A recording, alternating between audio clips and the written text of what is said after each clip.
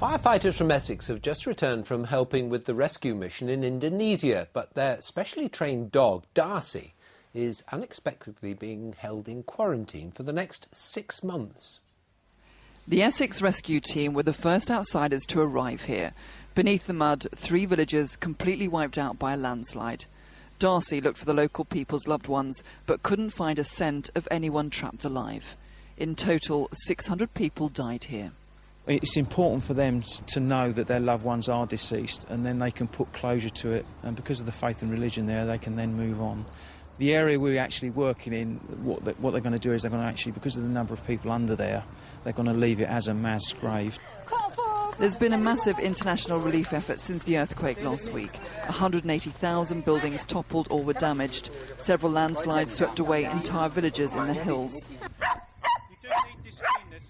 For survivors, Darcy is one of their best chances of staying alive.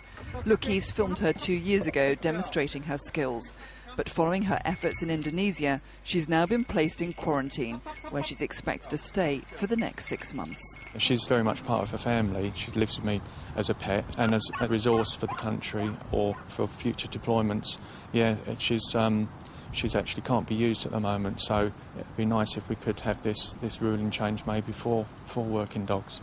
Indonesia was Darcy's first rescue mission and will be her last for some time. Debbie Tubby, BBC Look East, Essex. A man's admitted murdering his ex-partner at her home in Essex. Mark Chivers from Chelmsford killed Maria Stubbings last December. He was due to stand trial for murder, but he changed his plea to guilty this morning. He'll be sentenced in 2 months for what police have described as a cold-blooded killing. Suffolk police are poor at dealing with the public, according to a new report.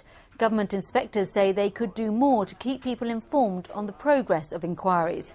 But the force says the county still has a very low crime rate. The same study rated both Norfolk and Essex police as fair. Some experts believe over the next 10 years up to 25,000 jobs could be created in renewable energy. That's the prediction, but how correct is it? Well, one company in Cambridgeshire has doubled its workforce in 3 years. It looks like a weaving machine. In fact, it's a device for making cables to go under the sea.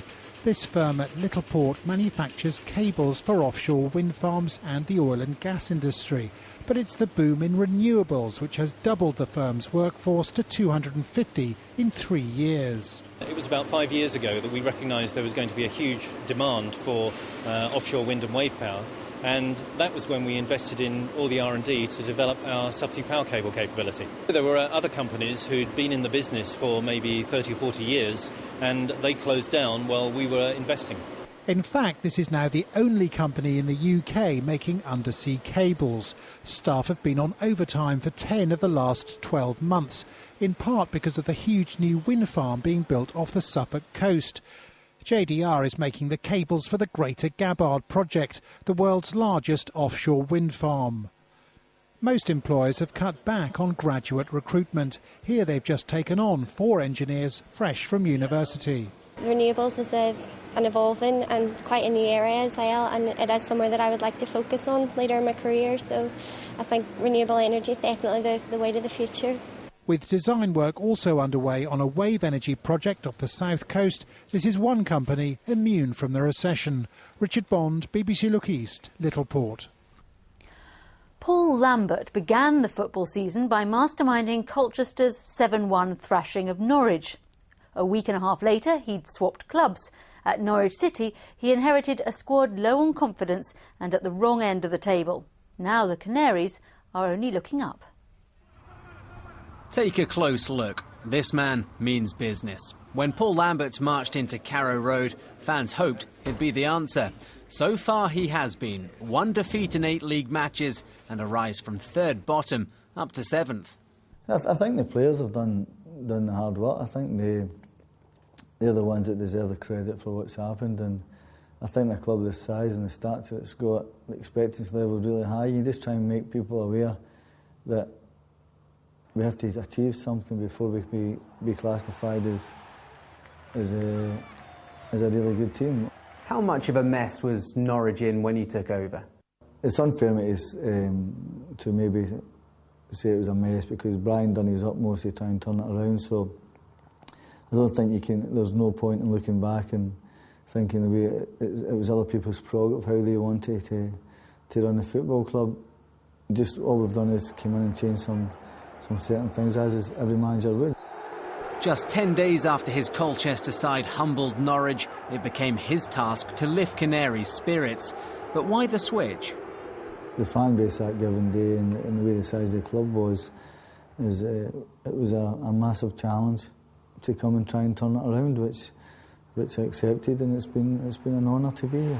And now he's working his magic. Norwich have gone goal crazy, putting 4 past Leyton Orient, 5 past Bristol Rovers.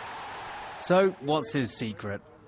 I don't get close to people. I don't get close to players, because if you get really close to them, one day you have to drop them if they're not performing. So you never really become anybody's friend as such, even though you're trying to get the best out of people. Not here to make friends, but to make a big impact. Tom Williams, BBC Look East, Norwich. Well, in the football this weekend, a breather for Roy Keane, because Ipswich don't have a game. In League One, Southend play Southampton tonight. Tomorrow, Norwich will hope to continue that good form under Paul Lambert at Carlisle. Colchester go to Leyton Orient. And there's coverage of all the games on your BBC local radio station. Some of our BBC stations have done well in the local radio awards. Mark Murphy from BBC Radio Suffolk has taken a gold in the Gillards, the annual awards for BBC local radio. There was a silver too for Radio Norfolk, and Edwin Overland of Radio Cambridgeshire was given an award for his outstanding contribution for his football commentaries. He's been doing the job for nearly 30 years. A £9 million regional dance centre is being opened this weekend in Ipswich. Dance East has 4 studios and a 200-seater theatre. The long-awaited opening is nearing and the final preparations are underway. This is the home of Dance East, a new international centre which will develop young talent in their academy and also showcase major productions. But the centre is not just for the elites. They'll be running educational programmes and also outreach services into the community. Well, there aren't that many dance houses built around the world, so we're in an amazingly privileged position. We're one of a handful around the globe and in Europe. So we've got a 3-year project funded by the Prince's Trust for Children in the Arts to bring children into the dance house and their families over 3 years. So that's quite exciting. We're also working with the over 50s to promote fitness, well-being. So you might not think dance is for you, but it's an alternative to sport. It's a really good place. The facilities are really good. It's just a nice area to dance in, really.